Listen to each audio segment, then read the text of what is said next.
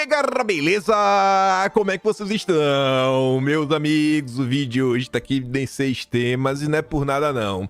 Eu sei que vocês já estão acostumados com o Brasil, com Lula, com a esquerda, até acham que nada mais podem nos surpreender, mas hoje temos umas notícias que vocês vão colocar a mão na cabeça e falar: meu Deus do céu, é sério isso? Tá nesse nível.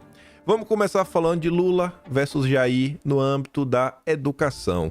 Quero mostrar algumas notícias, alguns movimentos aí dos últimos dias, para depois falarmos de assuntos variados que envolvem o petismo e alguns de seus novos aliados, como o João Dória, que tá ali. Parece que aquele encontro do Alckmin com Dória não foi aleatório. Tem as digitais do Lula. E eu quero falar também sobre o seu Rodrigo Maia. Quero falar também sobre algumas decisões que envolvem o mercado financeiro e algumas coisinhas que... Depois, vamos para aqueles assuntos que mantêm o nosso país acorrentado. E, gente, saiu uma nota no Estadão que eu mandei para um amigo meu com a seguinte frase: se estiver de mau humor, não leia. Não leia. Ele falou: ainda bem que você me falou isso, que eu tô nervoso. Vocês vão ver um levantamento de uns zongueiros que eles foram fazer na COP28. Vocês vão ver que a coisa é tão absurda que nem grandes grupos empresariais, que inclusive fazem o L, conseguiram aturar. E eu quero trazer mais algumas notícias relacionadas ao OMS, relacionadas à ONU. A ONU quer dar algumas ordens pro Lula. Vocês vão ver, quero falar das coisinhas. Depois quero falar rapidamente sobre Brasília. São dois assuntos rápidos. Primeiro, Flávio Dino. Segundo, um PDL que por 3 votos não passou, e era um PDL importantíssimo que ia assustar o decreto do Lula sobre ferramentas. Depois tem algumas coisinhas sobre a eleição, que espero dar tempo de comentar, e por final, eu acho que não vai dar tempo de comentar, mas são mais notícias, né, do Brasil do Dilma, o Brasil que deu errado. Mas vamos lá. E vejam só. Pobreza cai no Brasil em 2022 e atinge 31,6% da população brasileira. Em números absolutos, a quantidade de pessoas consideradas pobres baixou de 78 milhões para 67,8 milhões em 2022. E aí a nota fala de auxílio, disso, daquilo, outro, etc. 2022 foi um ano que, inclusive, o mundo enfrentou um colapso no preço dos combustíveis, né? O preço do petróleo foi lá para cima. Todos os países do mundo fizeram alguma coisa para tentar conter este aumento, mas só no Brasil o presidente foi criticado aí por medidas eleitorais disso, eleitoral aquilo outro, etc, tudo mais. Tá aí, ó. Podem reclamar, podem falar o que for. O legado do ano de 2022 é esse daqui, ó.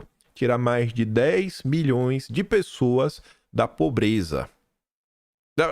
Mais de 10 milhões de pessoas da pobreza. A imprensa podia reconhecer isso, podia reconhecer ao longo do ano passado, mas não. A imprensa prefere noticiar que, olha, o Lula vai implementar um novo imposto. Entenda por que isso é bom. É o que se tornou a imprensa nacional. Mas beleza. Vamos falar de educação. Algumas coisinhas. No Brasil fizeram já um levantamento. Quais são as regiões com maior índice de analfabetismo funcional. E você vê uma certa coincidência em relação às pessoas com menos educação e qual lado ela escolhe para votar, né? Direita ou esquerda. Vocês aí tentem adivinhar, né? Tentem adivinhar. Aí você vê assim, ó. A OCDE registra declínio sem precedentes na aprendizagem de adolescentes. As pessoas não sabem. Ele não sabe. O que pode ter acontecido nos últimos anos, né? Teve um período que acho que basicamente expulsaram as crianças das escolas, as forçaram a ficar em casa, aprendendo na tela de um computador daquele jeito. Mas não sei, né? Alguma coisa ninguém sabe, foi sem precedentes. No Clube das Nações Ricas, 25% dos jovens tiveram desempenho baixo em matemática e leitura. Não sabem usar algoritmos básicos ou interpretar textos simples. A nota de baixo, já falando do Brasil, pandemia fez a educação brasileira piorar ainda mais. Será que não foi a pandemia que causou um problema no mundo todo? Por medidas que no final do dia acho que foram meio erradas, né? Até a Globo falou isso. Vamos relembrar o que a Globo falou recentemente. E falando de Brasil, olha essa nota. Olha esta nota. 7 em 10 alunos do Brasil não sabem mínimo de matemática, diz prova mundial. E teve muita gente que ficou só na manchete, porque a manchete ela já é, sabe, alarmista. Fala, rapaz, Mas é pior, gente. Porque você vê esse negócio, né? 7 em 10 não sabe o mínimo de matemática. Tá? O que é esse mínimo? Você não tá descrevendo, você tá adjetivando a coisa, mas tá, e o que seria isso? O que é que essas pessoas não sabem? O que é o mínimo? Porque tem gente que fala, não, pra mim o mínimo é ter um conhecimento ali básico, sei lá, até o terceiro ano, o cara tem o domínio sobre polinômios, equações de segundo grau, trigonometria, geometria analítica, que é assunto que o cara vê na escola, não envolve, você não vê nada ligado a cálculo. Não, é muito pior que se imagina. Você vê, ó, 7 a cada 10 estudantes de 15 anos, aí você ainda vê a idade, porque a depender da idade, tem uma gama de conteúdos que a pessoa viu, né? O mínimo que uma pessoa de 10 anos tem que saber é diferente do mínimo que uma pessoa com 20 anos tem que saber. Esses alunos não conseguem resolver contas simples, nem comparar a distância entre duas rotas, por exemplo. O mínimo. A galera não sabe fazer conta de mais e menos. E também não sabe fazer equações consideradas simples. E é assim, é o que tornou o Brasil. Quem será que essas pessoas vão votar, hein? Olhando o comparativo. Olhando normalmente quem pontua melhor. Nas camadas menos escolarizadas. Quem será que ganha com isso? Com esse emborrecimento nacional? O percentual de alunos com baixo desempenho em matemática é de 31% nos países ricos, né, da OCDE. No Brasil é 73%. Mais do que o dobro. Os dados divulgados hoje são referentes de 2022, 4 anos antes de 2018, esse percentual era de 68%, ou seja, só está piorando, e o fecha tudo só contribuiu para ficar ainda pior.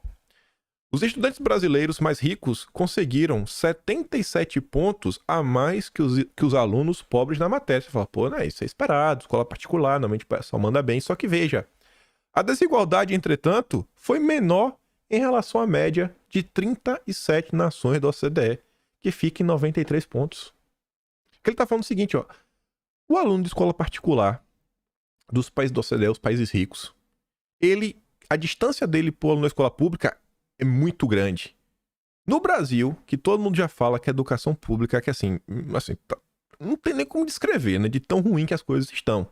E tá falando, não, o aluno da escola particular é só um pouquinho melhor, viu? É só um pouquinho melhor. O pai paga caro, porque tá caríssimo, porque no Brasil tudo tem que pagar dobrado. Segurança tem que pagar dobrado, porque o Estado não garante. Logística tem que pagar dobrado. No transporte público demora muito tempo na maior parte das cidades. Aí o cara vai acumulando, ganha pouco, paga muito imposto e ainda manda pra escola, o menino não aprende. Em ciências, a esquerda adora, 55% dos alunos não sabem o mínimo esperado sobre a disciplina. Esse estudante não consegue reconhecer a explicação certa para fenômenos científicos, por exemplo. E essa turma que acusa, né? Ai, negacionista, ai, isso. É os seguidores da Choquei e do Felipe Neto. Aí, é sempre bom lembrar. Quanto tempinho passado, em dezembro de 2021, 2 anos atrás, a Globo publicou um editorial. Editorial, você não sabe a diferença do editorial para notícia, é isso aqui, ó. A opinião do Globo. O editorial fala em nome do grupo. A Globo, em nome da Rede Globo, deixar crianças longe da escola foi um crime. A situação do Brasil, que é calamitosa, podia estar menos pior. Por quê? Ó? Você vê, 16 de abril de 2020, um ano e meio antes, da Globo, 1 ano e 8 meses antes, contrariando recomendações do OMS da ciência, Bolsonaro volta a defender reabertura de escolas.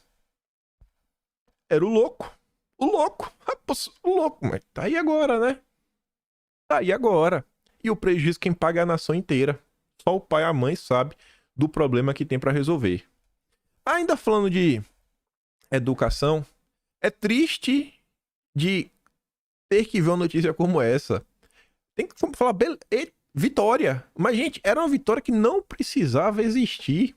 As coisas no Brasil estão ficando tão complicadas que tá tendo que ter um projeto de lei para garantir que não vai ter todes os documentos, né, comunicações oficiais. Ali, ó, Câmara aprova projeto que barra todes e determina linguagem simples em órgãos públicos. Então, projeto de lei, porque do jeito que tá, se deixar o Lula solto, pronto, acabou, destruiu o português. Vai destruir o português. O Lula ainda teve a cara de pau de falar, ai, se vocês ficarem só no Twitter, vocês não vão aprender o português, vocês têm que começar a ler mais livros. o governo do Todes tá querendo dar aula de português. É do jogo. Hipocrisia esquerda sempre de mão dadas. Aí veja, uma notícia ligada à educação, a gente não chegou a comentar, foi dos últimos dias, que falava assim, ó, entenda a diferença da renegociação do FIES sobre Lula e Bolsonaro. Que Lula tá soltando vários programas, né? Ele tá falando, agora a gente tá valorizando isso, valorizando aquilo outro. Na parte do tempo, são programas que já tinha no governo Bolsonaro, eles só mudou o nome. Tipo, Bolsa Família. Não pode ser Auxílio Brasil. Que se for Auxílio Brasil, a turma vai ficar pensando em Bolsonaro. Tem que manter Bolsa Família, que Bolsa Família tá ligada ao PT. É tudo assim. Então é só o nome. Não pode ser Casa Verde e Amarela. Tem que ser Minha Casa Minha Vida. Por quê? Porque senão vão achar que foi Bolsonaro.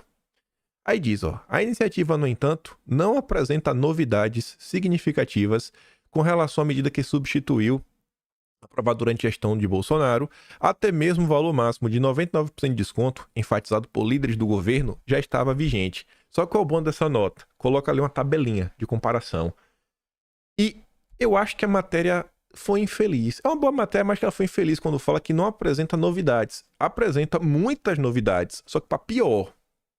As novidades são para baixo. Que você vê, ó. Tá ali como foi publicado, Lula e Bolsonaro, da publicação, contemplados, né?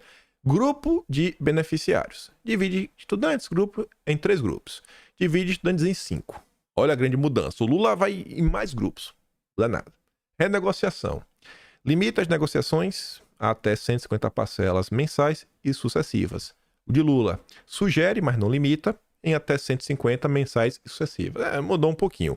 Só que agora que vem as diferenças mais gritantes. Estimulou contemplar 2.400.000 estudantes. Bolsonaro. E o Lula, metade. 1.200.000. Então teve diferença. O Lula cortou pela metade. A meta de Bolsonaro. Isso em número de pessoas. Em relação a valores. Aí, irmão. Ih, rapaz. Aí não dá nem graça de comparar. 2,4 bilhões durante o governo Bolsonaro foram regularizados e 9,8 bilhões foram perdoados. Você soma os dois, vai dar o quê? 12,2 bilhões. O de Lula, 108 milhões. A gente tá falando de quê? 10, 100, 120 vezes a menos. 120 vezes a menos, valor, só vai contemplar metade das pessoas. Não tem muitas diferenças significativas, né? Não tem nada, tá bem claro. Um governo não tá nem pra educação, não, tem que dar uma segurada aqui no orçamento, que é pra garantir as emendas, não sei o quê. Tá, os cortes que vêm sendo feitos, né? Cadê a Secretaria de Alfabetização? Fala tanto, a alfabetização é importante, o português. Cadê?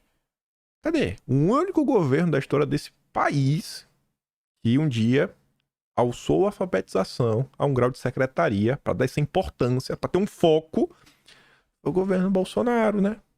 Tínhamos lá o nada da linha à frente. E ainda falando de educação, ontem Bolsonaro estava na Câmara, até a Folha de São Paulo comenta, Bolsonaro é tietado em evento na Câmara ao lado do Tarcísio. Foi o lançamento da frente parlamentar das escolas cívico-militar. Aí, ó, Jair foi tietado durante o evento, lançamento da frente parlamentar de apoio às escolas cívico-militares. Ele afirmou ainda que essas unidades não praticam doutrinação em sala de aula. A gente tá no ponto que, assim, não precisa nem inventar a roda, sabe? Não precisa vir com um método de ensino fantástico. Podia até manter o Paulo Freire. Só para de doutrinar, cara. Só para de doutrinar, começa a dar aula, que as coisas já melhoram. Para de doutrinar, começa a dar aula, que já melhora. É o ponto que as coisas estão no Brasil. Mas vamos lá. Vamos continuar para falar das amizades mais do que prováveis do Lula. Mas antes, ontem estava tendo julgamento das leis estatais, né? E aí a turma começou a falar, ó, isso aqui tá meio complicado, viu? Tá meio complicado. O presidente Supremo, o ministro Luiz Roberto Barroso, chegou a falar, ele chega a citar Nelson Rockefeller, ele fala, Nelson Rockefeller disse que não existe negócio melhor no mundo do que uma petroleira. Esse é o melhor negócio do mundo. E o segundo melhor, né, uma petroleira bem administrada. É o melhor negócio do planeta. E o segundo melhor negócio do planeta, pro Nelson Rockefeller, é uma petroleira mal administrada. Aí o Barroso fala isso pra falar o seguinte: e no Brasil, rapaz, conseguindo botar pra Petrobras ter prejuízo. E olha que é difícil, viu? E olha que é difícil. Então, assim, tem algumas coisas que a gente não pode abrir mão, né? São alguns ganhos importantes. E aí, o Mendonça votou contra. O Barroso nessa fala, obviamente, fica contra essas mudanças que a esquerda quer propor. O Fux comentou lá no plenário que, ó, eu sei, vocês falaram, Lava Jato, mas teve algumas coisas importantes. Teve algumas coisas que foram importantes daí, não dá pra esquecer. Olha a empolgação. E aí o PT resolveu, né, colocar uns panos quentes. Eu tô falando disso, mas ainda vai falar primeiro do Congresso. Mas guarda isso na cabeça. Guarda isso na cabeça. Começando por aqui, ó. Se acordo para manter vetos, o governo consegue adiar mais uma sessão do Congresso. O governo não está conseguindo avançar na pauta que ele queria no judiciário, não está conseguindo avançar com o que ele queria no Congresso. Sem conseguir chegar a um acordo para manter vetos importantes à pauta econômica, líderes do governo decidiram adiar mais uma vez a sessão do Congresso que estava prevista para ser realizada nesta quinta-feira. Os principais pontos de divergência são arcabouço fiscal, do que trata do CARF e o projeto de exoneração da Folha. Nós pedimos ao Pacheco um tempo, e o Pacheco deu. Quem pediu foi o Randolph. Apesar da expectativa de um acordo, o clima entre o governo e o Congresso voltou a ficar tenso nesta semana, após o presidente Lula comparar parlamentares ligados ao agronegócio a uma raposa cuidando do galinheiro. E tá aí, dor de cabeça. Sobre a questão até da raposa cuidando do galinheiro, perguntaram pro Fávaro, e aí, ministro da Agricultura? Não sou comentarista de falas do presidente. Diz Fávaro sobre críticas de Lula a ruralistas por marco temporal. Ninguém quer se intrometer, né? Ninguém tá nem aí. Esse cara era para se debruçar sobre a agricultura no Brasil. Não, ele tá do lado do Lula, da esquerda, do PT, só para blindar. Aí que vem o que eu tô falando. Teve aí, ontem, derrota no Congresso, não tá conseguindo avançar com as coisas, pediu 2 autos pro Pacheco, o Pacheco prontamente, né, um vassalo do Lula, cedeu. E a agenda que o governo tem um foco gigantesco, que é o que permite algumas nomeações, tipo o Paulo Câmara, acho que é esse que foi lá no Banco Nordeste, né? Perdeu a eleição, aí o Lula não deixou desamparado. Mais outros nomes aí muito complicados. Talvez até o nome do próprio Mercadante, né? Complicado. Enfim. E aí, olha que manchete engraçada. Governo Lula quer solução via Congresso para impasses sobre políticos em estatais. Por quê? O Lula agora vai deixar de judicializar as coisas? Não. Um dos receios do Planalto é de que o plenário da corte derrube a liminar concedida em março pelo Lewandowski, que derrubou restrições para políticos assumirem postos estratégicos em estatais. Nas contas de integrantes do governo, na atual composição da corte, seria difícil chegar a um total de 5 votos na sessão de hoje para acompanhar o entendimento de Lewandowski. Bem que não tem voto, né? Então, parece que o governo Lula está trabalhando assim, ó. Quando ele tem voto no Congresso, ele vai pelo Congresso. Quando ele não tem voto no Congresso, ele vai pelo Judiciário. E quando ele não tem voto nenhum dos dois, aí ele suspende aí. Suspende aí para não perder, vamos sentar, vamos conversar, vamos tentar resolver entre nós. Só não tem espaço pro Brasil. Só não tem espaço pro Brasil. Só não tem.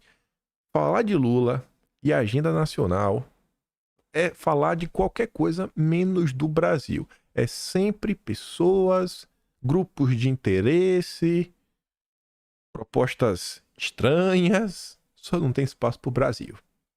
Aí, veja como são as coisas. Veja como são as coisas. O PT, todo mundo viu o que foi feito no passado. E o PT está insistindo nessa história da lei das estatais para tentar trazer as mesmas pessoas que causaram confusão no passado. Aí imagina se essa lei cai por terra, né? Não, desculpa. Imagina se essa lei, se essa liminar do Lewandowski não cai.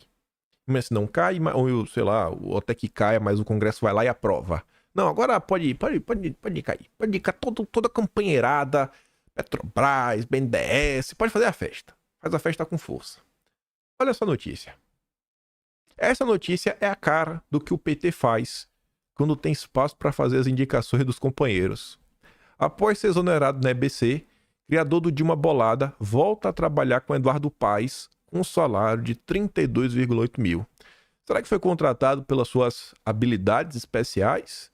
Ou será que é tipo uma contratação à la Duda Lima? Não, vou te contratar porque você vai me apoiar, né? Você vai me apoiar pra eleição, você vai me apoiar, a gente vai ser amigo. Então eu vou te colocar aqui, né? O PT vai ter que abraçar minha campanha. Espero que até dê tempo de comentar sobre o Rio. Temos boas notícias vindo aí do Ramagem. Aí, eu achei engraçado que a questão da Globo relembra um pouco do passado do rapaz do Dilma Bolada. Em 11 de maio de 2017, após o ministro Supremo retirar o sigilo das delações de Mônica Moura, esposa do publicitário João Santana, veio a público uma citação ao criador do perfil. Jefferson foi citado por Mônica, que disse que ela e o marido João Santana pagaram R$200 mil ao criador do Dilma Bolada na campanha eleitoral de 2014. O dinheiro, segundo Mônica, teria sido pago a pedido do coordenador de campanha, Edinho Silva, sob o argumento de que o trabalho do ator era vantajoso para a imagem da então presidente. Blogueiro de crachá? Será? Não sei. A pedido do então Procurador-Geral da República, o Rodrigo Janot, o ministro Edson Fachin, relator da Lava Jato no Supremo, enviou os indícios para o Ministério Público Federal no Paraná, mas o caso não foi adiante. É por coisas assim que muita gente bota a mão na cabeça e pergunta por que o PT quer derrubar a lei das estatais? Por que o PT quer derrubar? O que é que o PT quer fazer com isso? Aí, isso daqui vem na mesma linha. Mesma linha. Agora essa aqui é descarada. Gente, o Rodrigo Maia, me perdoa, não me parece um gênio. Rodrigo Maia não me parece um gênio. Não me parece um mestre dos números, etc. e tudo mais. Eu tô falando isso por quê? Porque atualmente, o Rodrigo Maia, ele está presidindo a Confederação Nacional das Instituições Financeiras. Não acho que o Rodrigo Maia é um cara com grandes conhecimentos financeiros, mas pode ser que seja, posso estar enganado. Eu acho que o Rodrigo Maia está sendo... conseguiu esse espaço muito mais pela sua capacidade de articulação, diálogo, e que é do jogo, né? Um cargo como esse é um cargo de gestor. Aí, olha essa notícia. Lira e Rodrigo Maia afinados na discussão da reforma administrativa. E você vê que o Lira está empenhado nisso. Você acha em seu coração que o Lira ele tem uma preocupação em cortar custos da máquina pública porque ele está preocupado com a saúde fiscal do Brasil? Você acha que ele está preocupado com o Brasil? Você acha em seu coração que o Lira tem essa preocupação? Talvez você diga, não, isso eu não acredito que o Lira esteja preocupado. Mas eu também não consigo pensar, né? O que o Lira realmente gostaria de fazer? Não sei. O que eu sei é o seguinte. Tem uma gama de políticos, né? Do PP, que rapaz, sabe? Lá, sai da política, vai trabalhar no BTG. Você vê que a turma do PP e o BTG tem assim um negócio de amizade. Sempre que tem um evento do BTG, o pessoal do PP tá lá, todo pimpão, bonito. Adoram tirar foto com o André Esteves. Uma coincidência. Aí você vê que terça-feira que vem, Lira vai fazer a abertura de um seminário sobre o tema, reforma administrativa. Para quem? Para os políticos? Não. A Febraban. Anos atrás, o Paulo Guedes acusou a Febraban de ser a casa do lobby. Não sei por quê. E aí, Lira, Febraban, Rodrigo Maia, 100% alinhado, e o Rodrigo Maia tá aí, Confederação Nacional das Instituições Financeiras. Gente, é tudo, né? De bancos a qualquer pessoa que... Os financistas, né? O mercado, os Faria Limes, o Rodrigo Maia. Maia participará de um painel sobre caminhos políticos e institucionais para se alcançar o consenso em torno da reforma administrativa. A reforma administrativa, ela não só mexe na redução de cargos. A reforma administrativa, ela também pode mexer no funcionamento do governo. Sabe? A hierarquia, o organograma, a divisão de cargos, mais para cá, menos para cá, etc. Tudo mais. Você pode fortalecer um setor, você pode enfraquecer outro setor. Vocês não acham muito estranho que os banqueiros, que a Faria Lima, todo esse pessoal tem um interesse em discutir a reformulação do Estado brasileiro? Quando a gente olha para Faria Lima, eu só consigo pensar na coisa, né? Que eles querem o Estado mínimo para ter o mercado máximo. Não, tira o Estado daqui que não presta, deixa que o mercado toma conta. Deixa que o mercado toma conta. Não sei. Muito estranho. E fica mais estranho. Essa é muito estranha mesmo, viu? Mas vai ficar mais estranho depois, quando a gente fala do Dória. Que é logo depois dessa. Mas só porque a gente falou de Faria Lima. Olha essa, ó. Operador da Faria Lima é acusado de lavar dinheiro para chefão do primeiro comando. Aí o que eu acho engraçado nessa nota é que eles colocam a foto do cara, eles colocam o nome do cara. Quando a nota foi publicada, o LinkedIn dele ainda estava ativo. Dava para saber onde ele trabalhou, o nome do grande banco, o nome da corretora de investimentos que ele trabalhava, mas a matéria não diz. Não, ele trabalhou, o Diego Mazzi de Aquino, ele trabalhou nos últimos anos em um grande banco e uma corretora de investimentos. E, para ser muito sensato e pragmático, né? Agindo aqui com pragmatismo e sensatez, né? Agindo com pragmatismo e sensatez, eu irei me furtar a falar onde ele trabalha, que eu já tenho problemas demais. Então serei pragmático e sensato. A internet tá aí. No Twitter, o pessoal achou umas fotos sensacionais. Mas sensacionais. E aí você junta com essa notícia do Rodrigo Maia, do Lira, a preocupação, né, com a discussão do Estado brasileiro. Aí vem o Dória. Se uniu com o Geraldo Alckmin, estavam brigados há 5 anos. Aí você acha que foi algo aleatório? Por orientação de Lula, Alexandre Padilha procurou Dória para uma conversa. O presidente quer promover uma aproximação do empresariado e acha que Dória é a pessoa ideal para adiante promover interlocução, principalmente com o PIB democrático, né? Ou seja, os empresários de esquerda. Toma que faz o L. Quem não faz o L é antidemocrático. Desde que deixou o PSDB, Dória se dedica ao LID, sua empresa que reúne dentro e fora do país empresários, políticos e integrantes da justiça. A teoria de um aliado é que Lula deve tentar promover uma discussão mais serena e profunda sobre eventuais correções do sistema político atual. Vamos discutir aqui como a gente vai melhorar. A política tá meio torta, tá meio coisa. Aí, quer uma analogia bacana para vocês entenderem? Analogia bacana. Quando teve o golpe, a gente tem que falar assim, né? A gente tá na era Lula. Não pode falar impeachment da Dilma. Foi o golpe. Quando a gente teve o golpe, vamos ser democráticos. Quando teve o golpe, o PT fez lá uma reunião certa vez, publicou uma resolução. E a resolução falava lá onde eles erraram. Eles falavam, olha, a gente errou em não fazer alterações no currículo militar. A gente errou em não fazer alterações nos critérios de promoção dentro do setor militar. O que você acha que o PT queria fazer com isso? Mudando o currículo e mudar a forma de promoção? Será que era para as pessoas serem promovidas por, sei lá, mérito ou para serem promovidas por questões ideológicas? Pega essa mesma lógica, transponha para essas discussões, né?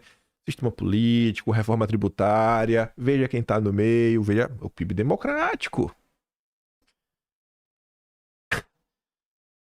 Rapaz, aí depois você não entende por que tiraram o Bolsonaro, né? Depois você não entende por que tiraram o Bolsonaro. E eu vou ser sério pra vocês. Se eu falar pra vocês que em 2022, falar em 2022, ali durante a eleição, se eu falar assim, não, você consegue entender a quantidade de forças que estão torcendo pra derrota comparando com o que eu vejo hoje, eu acho que nem de perto. Hoje as coisas ficam claras. Principalmente as forças internacionais, as forças do mercado, a imprensa a gente já sabia, alguns setores também do Estado a gente já sabia, mas tem uma galerinha que não cansa de surpreender. Aí veja, Aqui é só pra... Já que tá falando de mercado, isso é bem rápida. O caso que persegue Lehman. Bilionário é alvo de novo processo nos Estados Unidos por suposto insider de 1,2 bilhão de dólares na Kraft Heinz.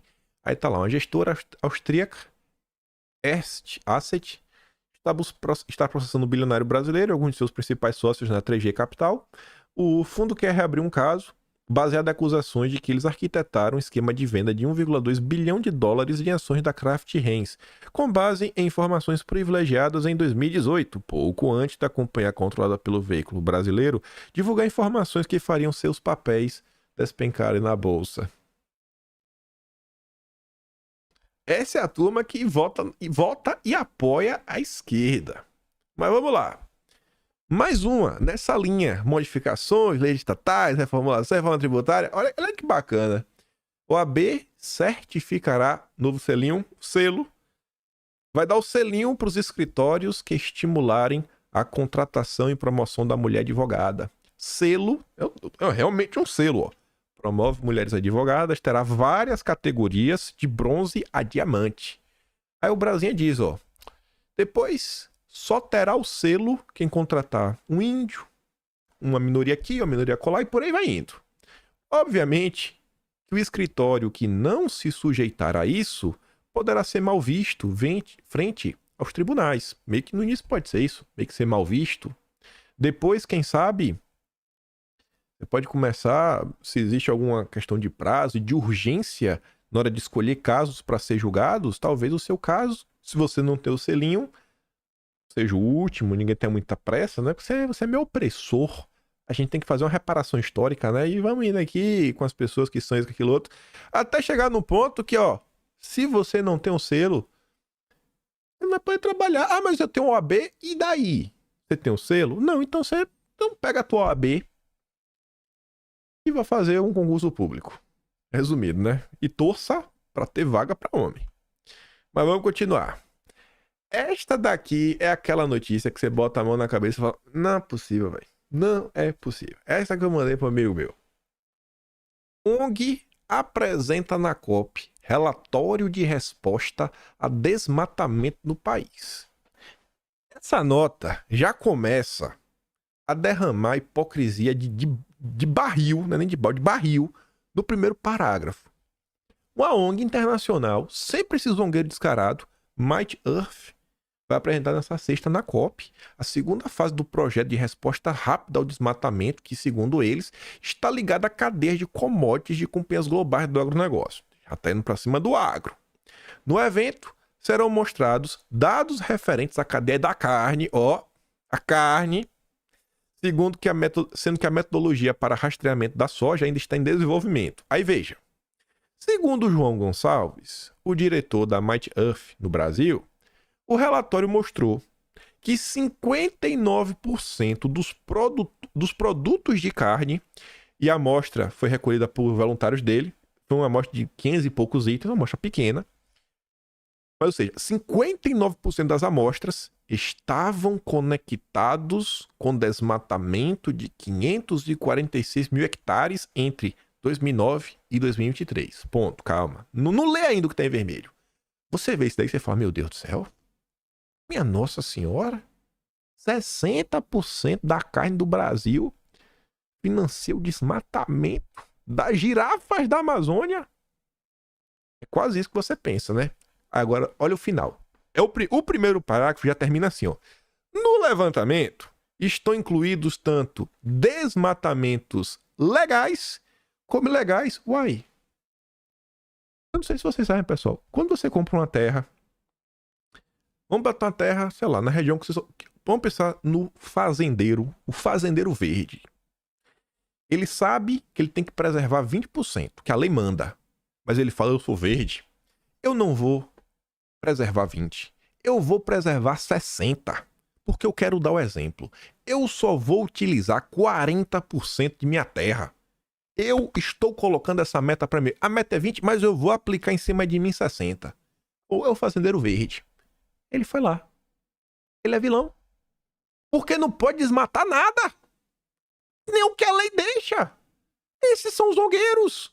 Os zongueiros, gente, querem proibir que o Brasil expanda a sua fronteira agrícola. No vídeo de ontem, ou foi anteontem, acho que foi no vídeo de anteontem, eu mostrei inclusive um vídeo de um cara que faz a comparação do espaço utilizado no Brasil para agropecuária com outros países ao redor do mundo. Ele mostrando o Brasil aqui em torno de 8%, a Argentina 14%, os europeus são 50%. Só que o Brasil não pode expandir, não pode sair de 8 para 10. Porque é uma ameaça a eles. Não pode. Isso daqui é uma batalha econômica. Estão sabotando o país. E a nota só vai piorando. A Mighty Earth diz não conseguir dizer qual é a proporção das áreas desmatadas ilegalmente. Você nem sabe. Pode ser 1%. Não sabe. Não sabe. Mas vai levar esse estudo ridículo, eu queria usar outra palavra, mas vai que eu tomo processo, tudo ridículo, apresentar na COP. Olha como o fazendeiro brasileiro é um bandido. Olha como o fazendeiro brasileiro é um bandido. Aí o que é que você vê na COP? O Lula atacando o agronegócio. Se coloca na cabeça, pessoal, de quem mora na Alemanha, do cidadão comum. Se coloca na cabeça do afegão médio que mora na Alemanha, que mora na França, que mora em Portugal. Ele tá lá, ele tá vendo a COP, né? Ele não acompanha a política. Ele é cidadão comum. Aí ele vê que fala assim, olha, o próprio presidente do Brasil tá acusando os deputados, senadores de serem raposa no galinheiro no questão do agronegócio. Poxa. Aí no dia seguinte ele vê a notícia que 59% da carne produzida no Brasil tá financiando desmatamento. Ele não sabe se é legal ou ilegal. Ele vai pensar o quê, gente?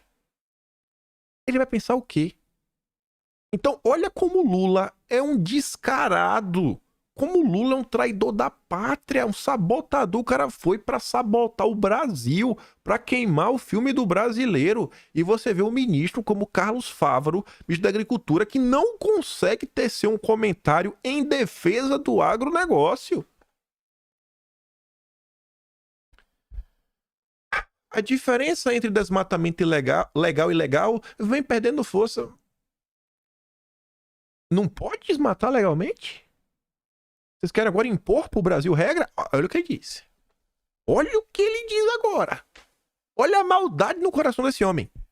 Com o aquecimento global, é difícil para o Brasil sustentar no exterior qualquer desmatamento, mesmo que ele seja feito dentro da lei. Os zongueiros querem proibir qualquer nova fazenda no Brasil. É isso que você está ouvindo. Tiver um pedaço de terra parado, improdutivo, até o MST chegar lá, invadindo do jeito que o Lula gosta, não pode. Não pode. E o Estado tá aqui, ó, batendo palma pra maluco dançar. E a COP, batendo palma pra maluco dançar. Essa é a ONU. Essa é a ONU. Saudades do que eu não vivi. Literalmente que eu não vivi. Nesse momento eu só fico pensando, certo foi Arthur Bernardes que tirou o Brasil da ONU em 1926. Era a Liga das Nações na época. Certo foi Arthur Bernardes. Essa instituição odeia o ser humano. Como é que permite uma ONU dessa? E vai ficando pior. Algumas empresas criticam o fato do levantamento pegar uma amostra pequena e recente de carne de natura e veiculá-la ao desmatamento por um longo período de tempo, porque mudanças na área são frequentes. Uma das empresas é a própria JBS. A JBS afirmou por meio de nota que todos os 5 casos que seriam da cadeia da JBS comprovam os equívocos nas apurações da ONG. 3 dos produtores citados sequer são ou foram fornecedores da JBS. O levantamento dessa ONG é tão descarada que até eles não conseguem nem bater produtor com fornecedor. Isso demonstra com clareza a fragilidade da análise da ONG, que, portanto, qualquer conclusão a partir dela é equivocada. Aí, fala da Marfrig, etc., aí fala do Carrefour.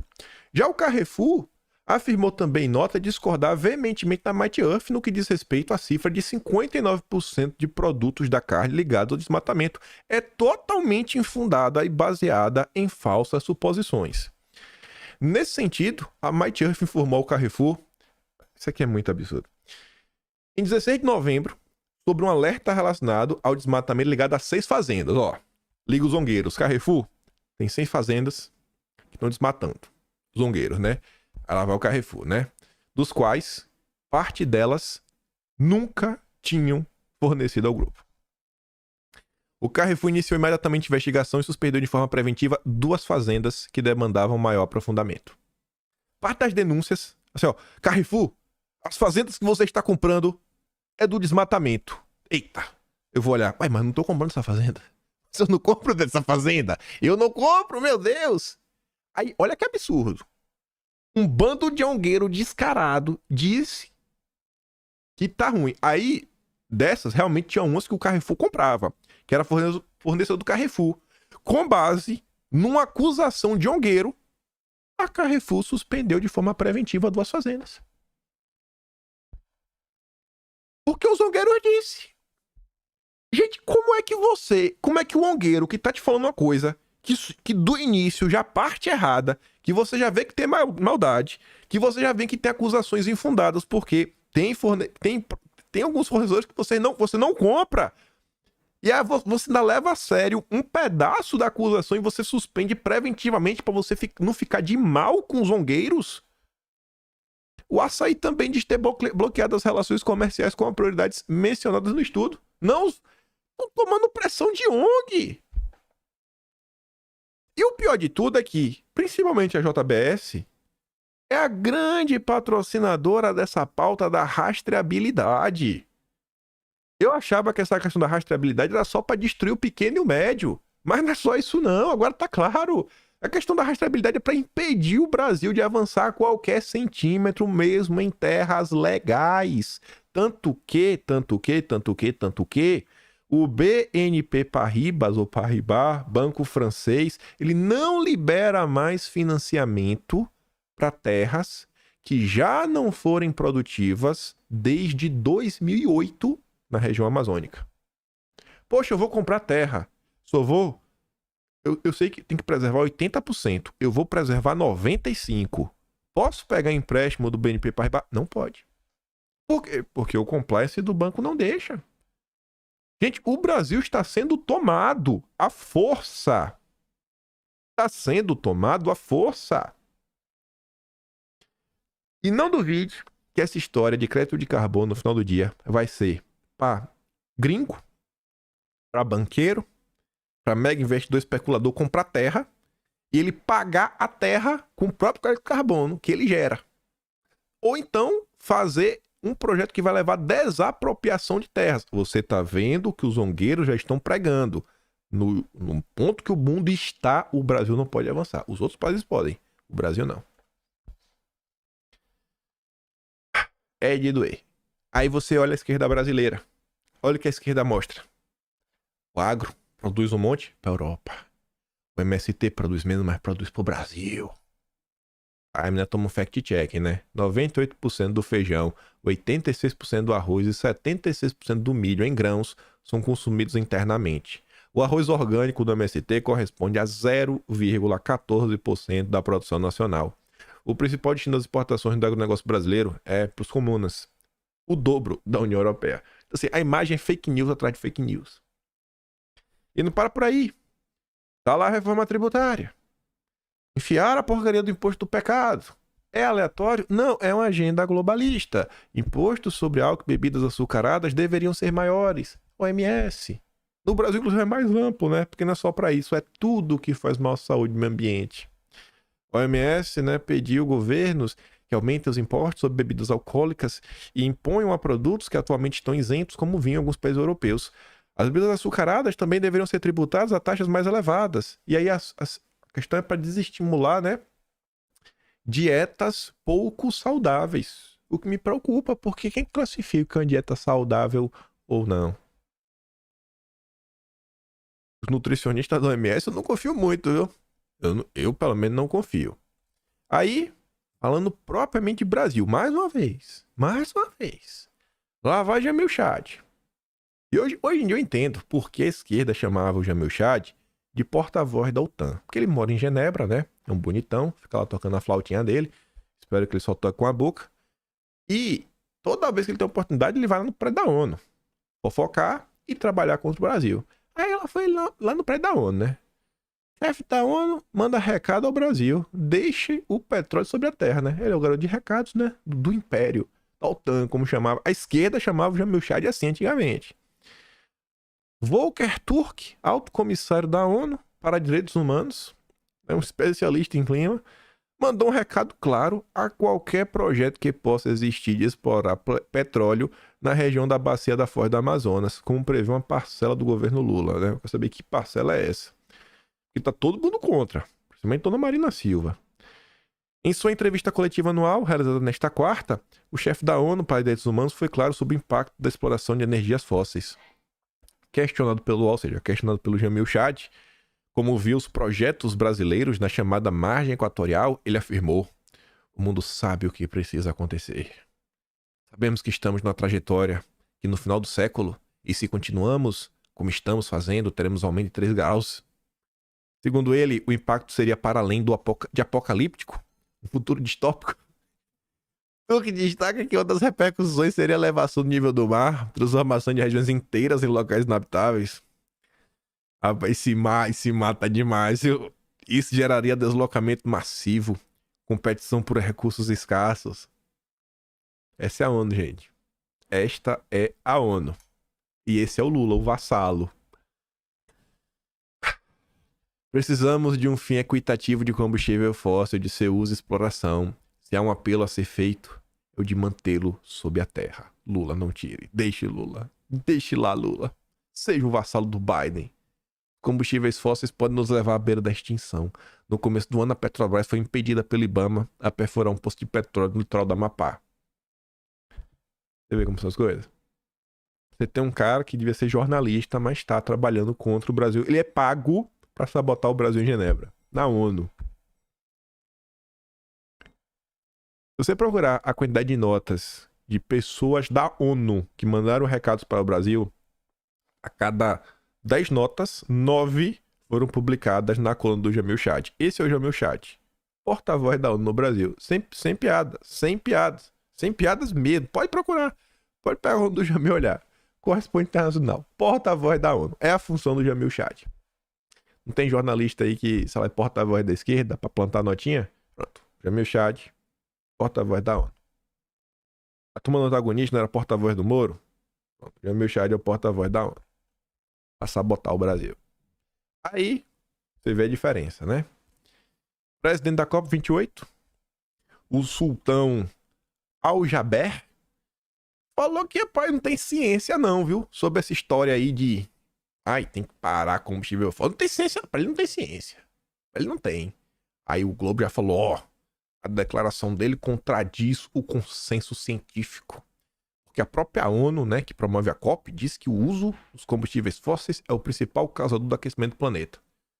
Tu acha que essa galera vai parar? Tu acha que a turma da OPEP vai deixar de perfurar? Só o Lula que tá sabotando o Brasil, gente.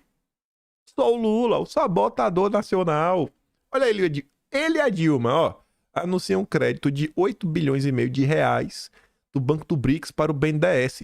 Financiar projeto verde. Financiar o projeto verde. Aí ninguém reclama, porque é verde, é do amor. É do amor. É do amor. No final do dia, gente, isso daqui vai ser para um projeto que é igualzinho a um projeto que não é verde. A diferença é que o projeto verde ele tem um selo. É feito pelos amigos do rei. É só isso que muda. Mas tá ali, ó, todos serão 1,2 bilhão de dólares para o novo PAC, o PAC verde, e 500 milhões de dólares para o clima. Os 1,2 bilhão podem ser gastos em infraestrutura, mas, basicamente, o foco é investir em desenvolvimento. E para nós, só existe desenvolvimento se for desenvolvimento sustentável e inclusivo.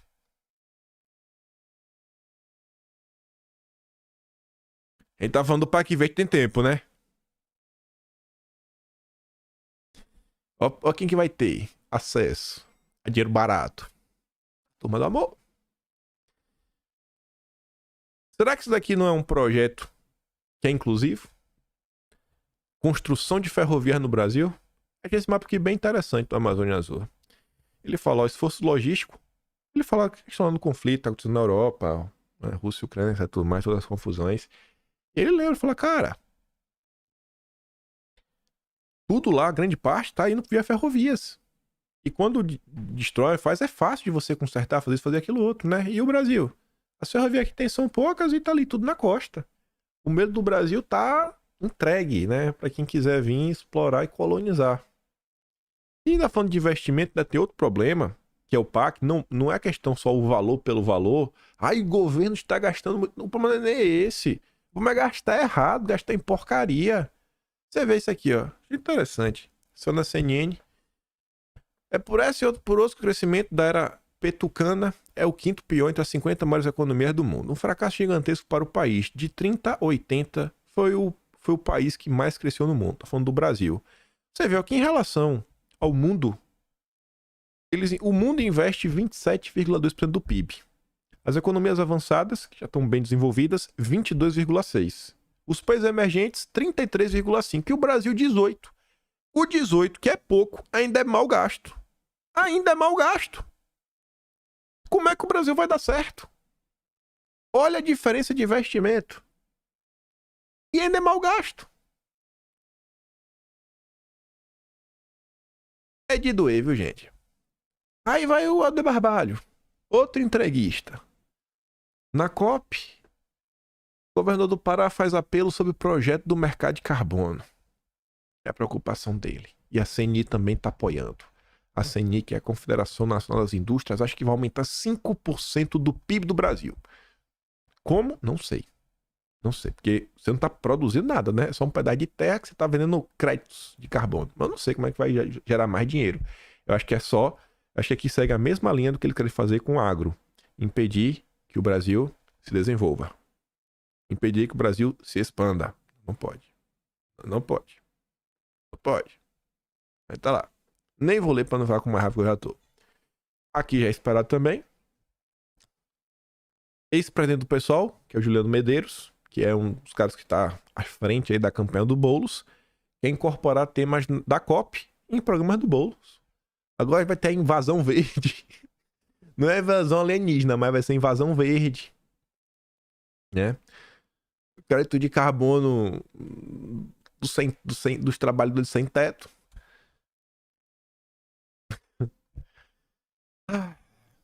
É, é inacreditável. Gente, será que o problema da cidade de São Paulo é transição energética? Esse é o problema da cidade de São Paulo.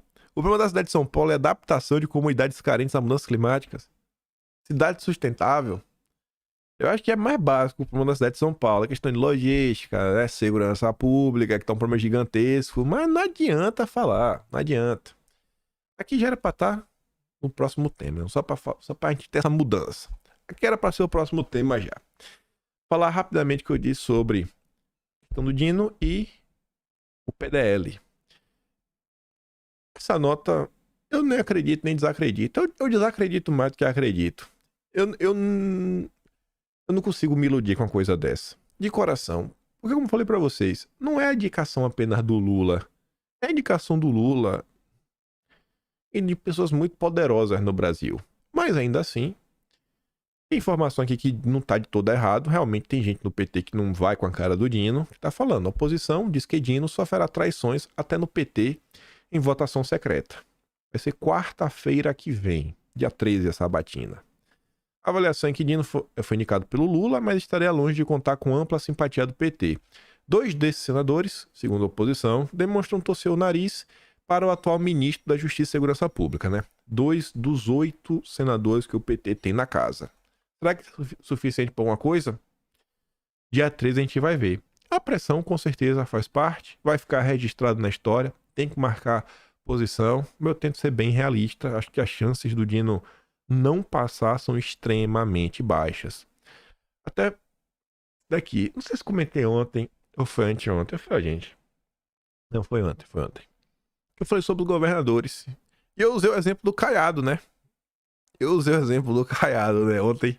Olha que coincidência, né? Eu usei o exemplo do Caiado. Eu falei, ó, quem realmente podia entrar pra ajudar eram os governadores que foram eleitos graças a Bolsonaro. Né? Que foram eleitos aí, 22, PPP.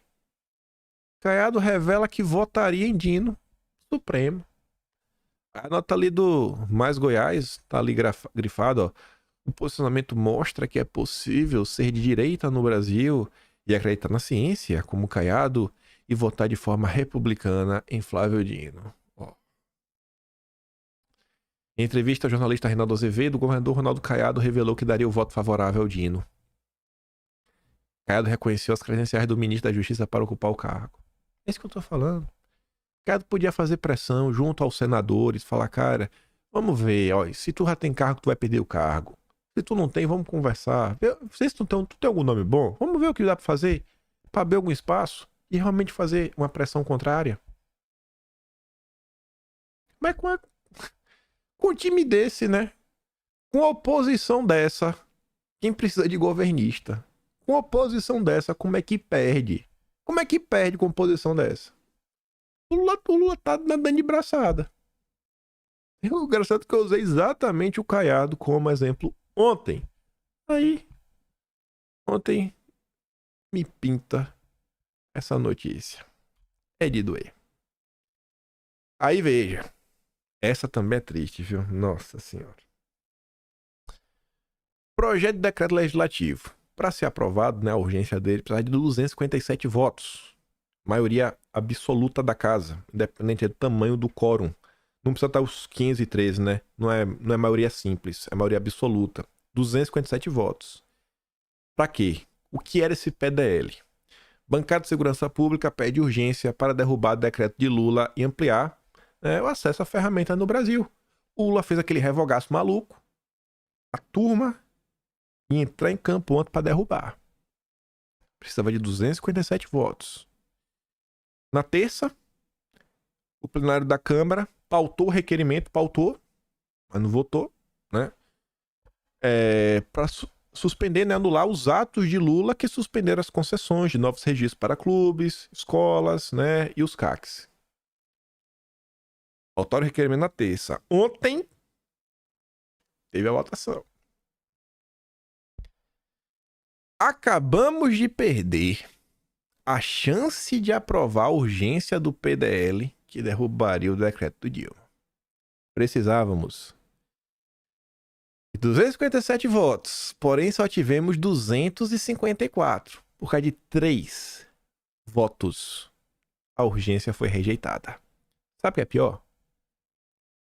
Tem um monte de oposição que nem votou. E nesse ponto aqui, não votar atrapalha, porque você precisava de 257 votos. E, gente, o Polon, né, que é um cara dessa área, ele colocou aqui essa lista. Teve gente que até falou do Valdemar, e o Polon, não, o Valdemar ajudou. Comigo, pode falar o que for, não cola essa. Polon, me perdoa. Eu não consigo acreditar que o Carlinhos, o Antônio Carlos, né, lá de São Paulo, que tá fechado aí com o Ricardo Nunes, junto com aquele vereador, rapaz, como é o nome dele? Isaac Félix, que tá fechado com o Duda Lima. Eu não acredito que esse cara, ele votou não, porque o mesmo Valdemar falando pra ele votar assim. Eu não consigo acreditar. Não consigo acreditar. O Barceló da Bahia, mas também de jeito nenhum. De jeito nenhum. Aí teve que não votou, se absteve. Eli Borges, de Tocantins. Henrique Júnior, do Maranhão. Aí você vê Capitão Augusto, rapaz. Que já foi presidente da comissão da bancada, né? Não votou. Tava ausente. Junto com esses digníssimos deputados do PL. Olha, quando o Valdemar quer, ele consegue, viu? Faltou. Ah, não, Valdemar dá uma ajudinha aqui, aquela. Ai, bicho, tá ruim, viu? Não é pra não, viu? Tá ruim. Pra mim, as prioridades do Valdemar seguem sendo outras. Essa pauta, assim. Isso aqui não é qualquer projeto. Isso daqui é literalmente uma pauta que é uma das meninas dos olhos de ouro da agenda. Cara, que Bolsonaro sempre carregou pra cima e pra baixo. Sempre carregou pra cima e pra baixo. É de 3 votos. 3 votos. É de 3 não passou. Agora não dá mais pra colocar a audiência de novo. Brincadeira, viu? E a turma ia aproveitar. O Lira não tá aí pra atrapalhar. O Lira foi lá pra Dubai, né? Então, pá, ia derrubar. perdemos. Perdemos a oportunidade. 254. 254. Aí você fala, mas quando teve lá o pele das fake news, mesmo sem ter 254, foi 227, o Lira pautou, né? E venceu. Por que precisa de 254, 257? Porque, jovem Padawan, o Lira utilizou uma manobra que você pode utilizar em 3 votações no ano, onde você abre mão da maioria absoluta e você pode aceitar uma maioria simples para você conseguir pautar um requerimento de urgência. Está lá registrado no Atlas, acho que fevereiro, né, que foi essa discussão. Foi março, nem lembro mais. Mas está registrado, eu não lembro mais do mês. 3 votos. Tamo aí, ó. Só o PL raiz. Só o raiz. Só o raiz. Essa galera é boa, viu? Ai, ai. Amanhã eu comento sobre Rio de Janeiro. Essa notícia é boa. Era pra ter comentado ontem, não deu tempo. Deve ser porque amanhã vai surgir mais notícias, vai fazer mais sentido. Eu nem não me estresso, não, quando dá pra comentar no dia. Mas por hoje, nós ficamos por aqui. Se for meu trabalho, passa no meu canal. Tem um botão de valeu. Tem um peito na descrição.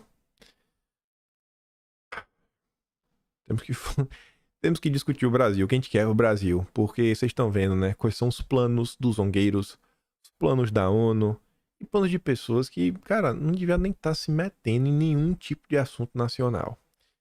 Enfim. Daquela compartilhada básica, né? Volta amanhã. E deixa aquele grande beijo, abraço, tamo juntos. Valeu, meus amigos. Fui.